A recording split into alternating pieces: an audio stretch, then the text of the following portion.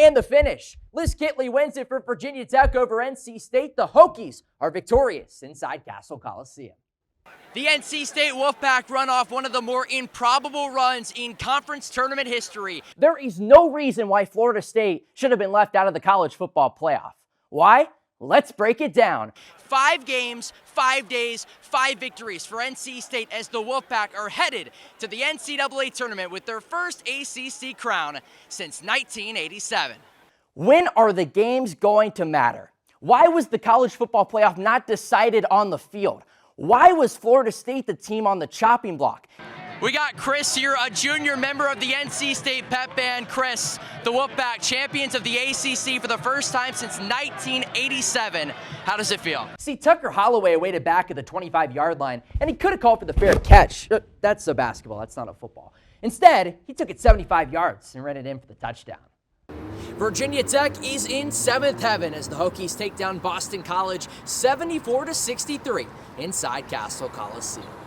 Mike Elko, in his second year in Durham, has done a phenomenal job. Riley Leonard has come out of nowhere. Yes, he's banged up, but the Blue Devils still may win 9 or 10 games and compete for an ACC title. Duke has got to be in the A tier.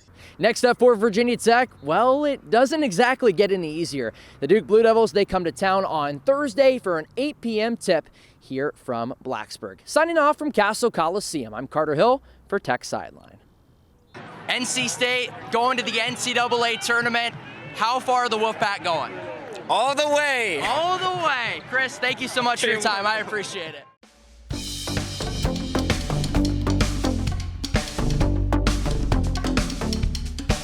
7 seconds for the Hokies. Crossover dribble, Padula, he dribbled it out of bounds, but it was touched last by Caleb Foster, and the Hokies retain possession with 4.6 on the shot clock. Want to go back to that last possession, Carter. Huge start for Virginia Tech defensively to enforce themselves inside the paint. Couture to inbound, opposite his own bench, gets it in Padula. Padula with 3, Padula with 2, Padula driving, right-hand layup, can't get it to go, but he's fouled. Going to need to get Sean going today if you're Virginia Tech, one of the most dynamic scorers in the ACC, especially when you take a look at backcourt members. And Padula does it all for this team. I mean, he's had multiple 30-point games. They rely on him. And in big moments, you need big guys to step up. Crazy that just felt like yesterday he was a freshman here playing under Storm Murphy in these big contests, and now he is this offense. Padula 81% from the line. Bend of the knees, flick of the wrist. It is up and good. Nothing but net. 1-0 Virginia Tech. 57 seconds in. This crowd early on, erupting after the block. Absolutely. Lynn Kidd, what a start. Second one for Padula. That one's up and good. Pure for Padula, it's 2-0 Hokies early on. Left to right for Duke. We're just over a minute in from here inside Castle Coliseum. Straight on for Foster. Now he finds on the right wing Jared McCain, the true freshman from Sacramento. 18 seconds for Duke. Filipowski straight on, thought about the 3, whips it out. Proctor on the left wing. Here comes the double team. Proctor driving, working on the ACC logo. Right elbow jumper, rattles out, around, no good. MJ Collins corrals the rebound for Virginia Tech. Right to left for Virginia Tech. Padula straight on. 18:30 to go, running clock. MJ Collins on the right wing. Finds Kidd straight on, guarded by Kyle Filipowski. What a challenge it will be tonight for Lynn Kidd. Sean Padula straight away, lobs it down low, Kidd. Pump face will go for 2 and slam it home.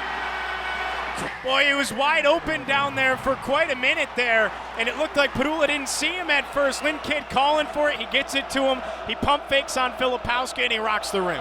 Jared McCain on the right wing, 20 seconds to shoot. McCain driving, feeds Mitchell straight on, working on Robbie Barron. 15 seconds to shoot. Foster pulls up from the free throw line for 2 and sinks it. 2 points. It's a big shot, and it's only a matter of time here before the Blue Devils get going offensively. 2 good looks early, couldn't get him to go, and that one falls. Hokies surge up the floor with Padula. Robbie Barron straight on with 20 seconds to work with. Bounce pass to the left wing for Lynn Kidd. Dribble handoff, thought about giving it off to MJ Collins. He keeps it. Now gives it off to Sean Padula with 12 on the timer. Padula crossover dribble, finds MJ Collins. Thought about the left baseline 3. Driving, Collins leaves it down low. Barron goes up for 2 and scores with the right hand. Excellent offensive ball movement by Mike Young's squad. Great baseline drive by MJ. Gets it one more down low to Bobby B. Tyrese Proctor driving, feeds McCain, a left wing 3s off the front rim, no good, and Padula yanks down the rebound for Virginia Tech. Right to left for the Hokies. Padula on the left wing. 20 seconds to work with for the Oklahoma native. Padula driving at the ACC logo, leaves it up top. It's poked away, and Mitchell grabs it for Duke. Quickly the other way go the Blue Devils. Down low Filipowski, who rocks the rim in transition. And that's where they'll kill you. That's where they'll kill you, Carter. They love to play fast, love to get out, especially after a turnover. The Blue Devils love to run the floor. They did it right there. 6-4, Virginia Tech on top of Duke. Here's Lane Kidd on the right wing, feeds Robbie Barron up top. Dribble handoff for MJ Collins. Now he feeds Couture, who slams it home on the backdoor cut. Second time the Blue Devils have been caught napping on the inside, wide open for a dunk. This time it's a guard and Hunter Couture. 8-4 Virginia Tech, 16:30 to go here in the first half of play. Tyrese Proctor lobs it down low. It's nearly tipped away. Filipowski has it, lobs it down low. Now it's McCain, fadeaway jumper from the baseline, in and out, no good. And Kidd secures the rebound for Virginia Tech.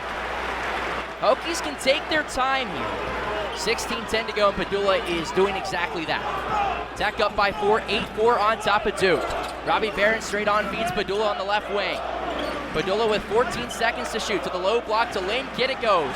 Backing down, Kyle Filipowski. Spinning, turning, goes up with the left, can't get it to go. And Filipowski rips down the board for Duke. There's your matchup tonight, Filipowski and Kidd, baby. Left to right for the Blue Devils. Tyrese Proctor straight on, guarded by MJ Collins. Now to Foster on the right wing. Leaves it down low, Kyle Filipowski. 15 seconds to shoot for Duke, working on Lane Kidd. Thought about the baseline jumper. Spinning, turning, goes up with the right, poked away. Now goes up again and scores for 2. Man, he is so physical down low. And that's his third and fourth points of the game.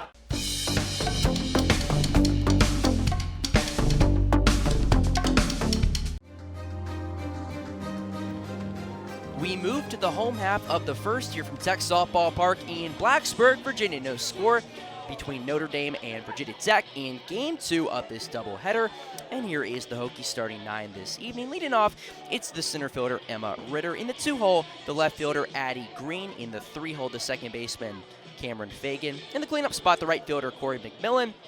The hero in Game 1, the third baseman, Bree Peck, who we just saw in the top of the first, bats 5th. Michelle Chatfield is down at first. She is in the 6th hole. Zoe Yeager, the starting catcher, bats 7th. Emma Mazzarone, the designated player, is in the 8th hole. And Monica Rose, the shortstop, will bat 9th, while facing off against the right-hander, Lawton Slager, for the Notre Dame Fighting Irish. First pitch to Emma Ritter. Winds and fires. It's taken just outside and high, 1-0. For Emma Ritter, starting center fielder for Virginia Tech. Ever so dangerous at the top of this Hokie lineup. 1-0, Winds, fire, swing, and a miss, 1-1. Alexis Laudenslager for Notre Dame. What a story she has for the Fighting Irish. So far this year, though, this is her 8th appearance, 7th start, 4-1 record. 3.94 ERA, 1-1, taken just inside 2 balls and a strike. 32 innings pitched, 37 hits, 22 runs, 18 were earned, 30 strikeouts to just 9 walks. And we touched on her first year at Notre Dame, but how about the past few years? First the 2-1, swing and a chopper left side of the infield. It's through for a base hit. Leadoff single off the bat of Emma Ritter, and the Hokies have their first knock of the second contest just in time for Addie Green. That's how you start the game. Ritter, just a pure contact bat, and that time, I mean, a hard hit ground ball, a little bit of luck, it pops over the head off of the dirt of the third baseman, Grimm, who's been a vacuum over at third. But hey, you put a ball in play and you give yourself a chance, especially with speed like Ritter. Yeah, no shot for Cassidy Grimm there down at third, and here is Green at the RBI triple to tie the game up at 1 back in the first game. First pitch, misses outside and high, 1-0 on the Suffolk, Virginia native. All right, Alexis Laudenslager, somebody from San Diego, California, but she started her career playing her college ball in the state of New Jersey for the Princeton Tigers. 1-0, Winds fires it, just missed, trimming the outer edge, 2-0. Enrolled in 2020, played in 6 games before, of course, the rest of the year was wiped out due to the COVID-19 pandemic. And then in 2021, just made 1 appearance, 2-0. It misses high and inside, quickly 3-0. So essentially, she didn't pitch for 2 years. Well, she comes back. How about 2022 and 2023? Ivy League Pitcher of the Year, both seasons. So this is the 2-time reigning Ivy League Pitcher of the Year who enters the portal, goes to Notre Dame. 3-0. It's taken high and inside again and a 4-pitch walk. Single in a walk to start off the contest for Virginia Tech, and here's Cam Fagan, the second baseman. Defensive alignment for the Irish. Left to right in the infield, Grimm's at third. Holloway is at short. Amaral is at second. Gaskins at first. Tran in left. Winchell is in center. And Cronenberger is in right. Kloss behind the plate. Laudenslager is in the circle. First pitch to Fagan. Aims and fires, and it just missed outside again. 1-0. Same spot as earlier, too, that Laudenslager has continued to miss. Yeah, I mean, it just depends on her command. I mean, against a powerful lineup like Virginia Tech, you're going to live on the outside part of the plate. 1-0. Wines fires, swing, and a pop-up in the infield. Grimm comes on, calls everybody off, and makes the grab for out number 1. It wouldn't have mattered, though. It was an infield fly. So Fagan is retired, and there's one down for Corey McMillan.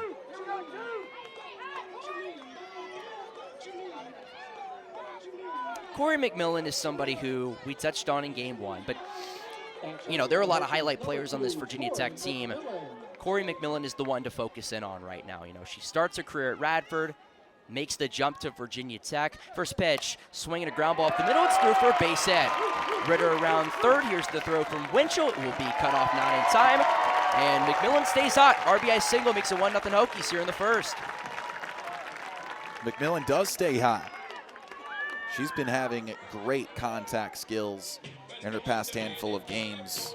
I mean, a great last game, too, with a couple of hits. The essentially game-winning hit as well, but it's just finding holes in the infield, gaps in the outfield.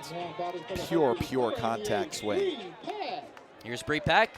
Speaking of contact, man, loud contact in the first game for her. First pitch, swing, and a foul ball down the first base line. It's 0-1. Solo shot down the left field line. I should say 3-run shot down the left field line. And that ball got out. Maybe a second and a half, if you will. It was in a hurry. Another homer on the year for Bree. 0-1. Swing and a high fly ball belted. Straight away center. No doubt about it. Right on cue for Bree Peck, and the Hokies a 4 spot here in the first. It's 4-0 Hokies.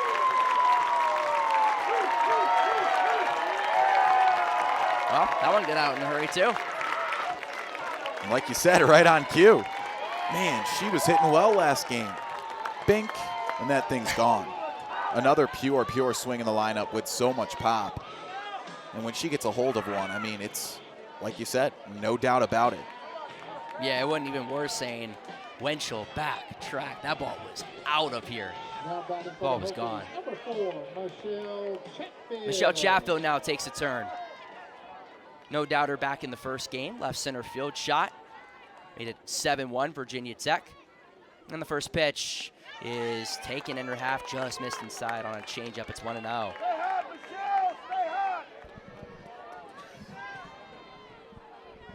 So a loud way to start this ball game if you're Virginia Tech. And once again, the crowd at TSP certainly into this one here in the first. 1-0. Swing and a high fly ball once again to left center. Tran on the run at the track, at the wall, it's gone. Lather, rinse, repeat for Virginia Tech softball. Back to back, courtesy of Peck and Chatfield, and it's 5-0 Hokies.